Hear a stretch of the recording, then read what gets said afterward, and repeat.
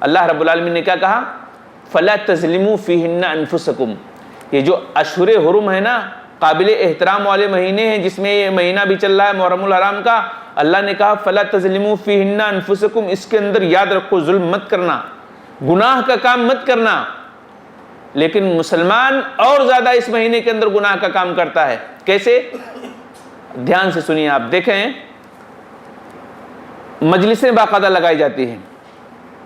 اس مہینے کی شروعات پہلی تاریخ سے لے کے 10 تاریخ تک کیا لگائی جاتی ہیں؟ اسٹیج لگائے جاتے ہیں، مجلسیں منعقد کی جاتی ہیں، اور اس میں تقریر کرتے ہیں. علماء آتے ہیں، علماء سو آتے ہیں، برے علماء آتے ہیں، پیٹ کے پجاری علماء آتے ہیں، اور اس طریقے سے تقریریں کرتے ہیں. تقریروں میں کیا کرتے ہیں؟ صحابہ کو گالیاں دیتے ہیں، معاذ اللہ، صحابہ کو گالیاں دیتے ہیں. آپ جانتے ہیں شیعہ دنیا کے اندر ایک فرقہ ہے، ایک جماعت ہے جس کو دنیا کے لوگ مسلمان مانتے ہیں. شیعہ کو لوگ مسلمان مانتے ہیں. حالانکہ آپ غور کریں کہ جو صحابہ کو مسلمان نہ مانے اس کو مسلمان کیسے مسلمان مان سکتا ہے؟ شیعہ صحابہ کو مسلمان نہیں مانتے ہیں، صرف 3 یا 5 صحابہ کو مانتے ہیں بس، اور کسی بھی صحابی کو مسلمان نہیں مانتے ہیں. حالانکہ کتنے صحابہ تھے آپ کو پتا ہے؟ لاکھوں سے بھی زیادہ تھے. اب بتائیے دین ہم تک کیسے پہنچا ہے؟ صحابہ کے ذریعے سے پہنچا ہے نا. یعنی رسول اللہ صلی اللہ علیہ وسلم کے اوپر وحی نازل ہوتی تھی، شریعت اترتی تھی، اور صحابہ اس کو سیکھتے تھے، پھر اس کو سکھاتے تھے دوسروں کو. یعنی صحابہ کے ذریعے سے ہی شریعت آج تک ہم تک پہنچی ہے، اور قیامت کی صبح تک اس طرح سے سلسلہ در سلسلہ پہنچتا رہے گا. اگر صحابہ کی زندگی کو مشکوک بنا دیا جائے، اگر صحابہ کی زندگی کو شبہے میں ڈال دیا جائے، تو پھر اسلام تو کچھ بچے گا ہی نہیں، اس کا سر پیر کچھ بھی نہیں رہے گا. اسلام بھی شبہے میں آ جائے گا، کیونکہ اسلام کے پھیلانے والے وہی ہیں نا. رسول اللہ صلی اللہ علیہ وسلم کے اوپر وہی اترتی تھی، شریعت کے احکام نازل ہوتے تھے، اور صحابہ اس کو سیکھتے تھے، پھر دوسروں کو سکھاتے تھے. تو صحابہ تو دوسروں کو سکھاتے تھے. شریعت کو پھیلانے والے مین اور اصل تو صحابہ ٹھہرے. اگر صحابہ کی زندگی کو شک کے دائرے میں لا لیا جائے تو پھر اسلام پوری طرح سے شک کے دائرے میں آ جائے گا.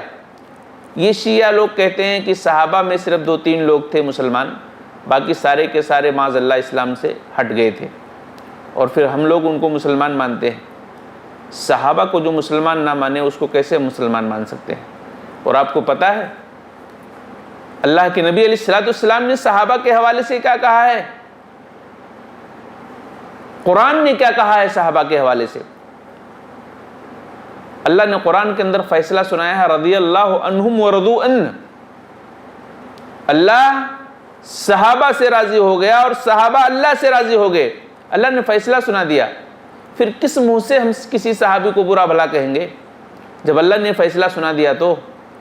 اور پھر اللہ نے کس قدر تعریف بیان کی ہے، محمد الرسول اللہ والذین معه شداء علی الکفار رحماء بینہم تراہم رکعا سجدا یبتغون فضلا من اللہ ورضوانہ سیماہم فی وجوہہم من اثر السجود ذالک مثلہم فی التوراۃ ومثلہم فی الانجیل. اللہ نے بیان کیا صحابہ کیسے ہیں، آپس میں رحم دل ہیں، مسلمانوں پر رحم دل ہیں، مومنوں پر رحم دل ہیں، کافروں پر سخت ہیں، کافروں پر سخت ہیں. یہ ہمیشہ رکوع اور سجدے میں رہتے ہیں. رکعا سجدا یبتغون فضلا من اللہ، رکوع اور سجدے میں رہتے ہیں. یہ صحابہ کی تعریف کون کر رہا ہے؟ کوئی مسلمان کر رہا ہے؟ اللہ بیان کر رہا ہے قرآن کے اندر. رکعا سجدا یبتغون فضلا من اللہ، رکوع اور سجدے میں رہتے ہیں، اللہ کے فضل کو تلاش کرتے ہیں، اور ان کے ماتھے پر، ان کی پیشانیوں پر سجدے کے نشانات پڑے ہیں. ان کی تعریف صرف شریعت محمد میں نہیں کی گئی، بلکہ ان کی تعریف پہلے کی کتابوں میں بھی کی گئی ہے. تورات میں بھی ان کی تعریف موجود ہے، انجیل میں بھی ان کی تعریف موجود ہے. یہ صحابہ کی اللہ تعریف کر رہا ہے. اور پھر ایک جگہ اور کیا تعریف کیا اللہ نے؟ لقد تاب اللہ علی المؤمنین والمہاجرین والانصار. لقد تاب اللہ علی النبی والمہاجرین والانصار. اللہ نے نبی پر توجہ فرمائی، اللہ نے مہاجرین پر توجہ فرمائی، اللہ نے انصار پر توجہ فرمائی. یعنی نبی کے ساتھ صحابہ کو جوڑ دیا ہے. نبی کے ساتھ اللہ نے صحابہ کو جوڑ دیا ہے. انصار اور مہاجرین کون ہیں؟ صحابہ ہیں نا. مہاجرین مکہ سے جو ہجرت کر کے مدینہ گئے تھے مسلمان، اور پھر مدینہ کے مسلمانوں نے ان کی جو مدد کی تھی، تو یہ انصار کہلائے مدینہ کے مسلمان، مکہ کے مسلمان مہاجرین کہلائے۔ اللہ نے دونوں کا ذکر کیا ہے قرآن کے اندر۔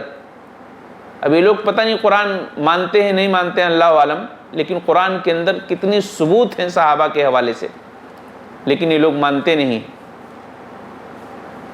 اور پھر اللہ کے نبی علیہ الصلوۃ والسلام نے کیا کہا ہے صحابہ کے حوالے سے، آپ کو پتہ ہے؟ آپ علیہ الصلوۃ والسلام فرماتے ہیں کہ میرے صحابہ کو برا مت کہو، اللہ کی قسم ہے اگر کسی صحابی نے ایک چھٹاک یا آدھا چھٹاک اللہ کے راستے میں کچھ خرچ کیا ہے نا، بعد کے لوگ اگر احد پہاڑ کے برابر سونا بھی خرچ کر دیں تو اس ایک چھٹاک یا آدھ چھٹاک کے اجر و ثواب کو نہیں پہنچ سکتے ہیں۔ عبداللہ بن عمر رضی اللہ تعالیٰ عنہما فرمایا کرتے تھے کہ لوگوں نبی کریم صلی اللہ علیہ وسلم کے ساتھیوں کو برا مت کہو، اللہ کی قسم ہے اگر کسی ایک صحابی نے ایک لمحہ نبی کے ساتھ گزارا ہے، بعد کے لوگ اگر پوری زندگی عبادت میں گزار دیں تو بھی اس ایک لمحے کے اجر و ثواب کو نہیں پہنچ سکتے ہیں۔